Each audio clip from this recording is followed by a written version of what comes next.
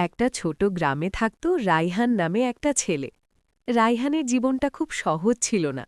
ছোটবেলাতেই সে তার বাবাকে হারিয়েছিল। তার মা সারা দিন মানুষের বাড়িতে কাজ করত, আর রাইহান একা একা বসে থাকত তাদের ছোট্ট টিনের ঘরে। একদিন বিকেলে রাইহান খুব মন খারাপ করে নদীর ধারে বসেছিল। আকাশে তখন লাল সূর্য ডুবছে। সে মনে মনে বলল, আল্লাহ, আমার জীবনটা কেন এত কষ্টের? ঠিক তখনই পাশে বসে থাকা এক বৃদ্ধ তাকে বলল, বাবা, তুমি কি জানো, অন্ধকার যত বেশি হয় আলো তত বেশি সুন্দর লাগে। রায়হান অবাক হয়ে বৃদ্ধের দিকে তাকাল। বৃদ্ধ মুচকি হেসে বলল, তোমার জীবনে কষ্ট আছে, কিন্তু এই কষ্টই একদিন তোমাকে শক্ত মানুষ বানাবে। সেদিন বৃদ্ধ তাকে একটা ছোট্ট মাটির প্রদীপ দিল।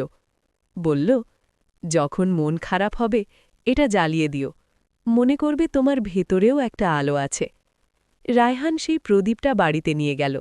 যখনই তার মন খারাপ হতো সে প্রদীপটা জ্বালাত আর মায়ের মুখের দিকে তাকিয়ে ভাবত, আমি একদিন আমার মাকে সুখী করব।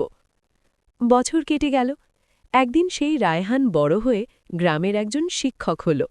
সে গ্রামের গরিব বাচ্চাদের পড়াতে লাগল।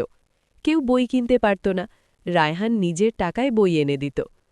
একদিন রাতে পড়ানোর পর একটা ছোট্ট ছেলে তাকে বলল, স্যার, আপনি না থাকলে আমি কখনো পড়তে পারতাম না। সেই কথা শুনে রায়হানের চোখে পানি চলে এলো। সে মনে মনে সেই বৃদ্ধের কথা ভাবল আর সেই ছোট্ট প্রদীপটার কথা।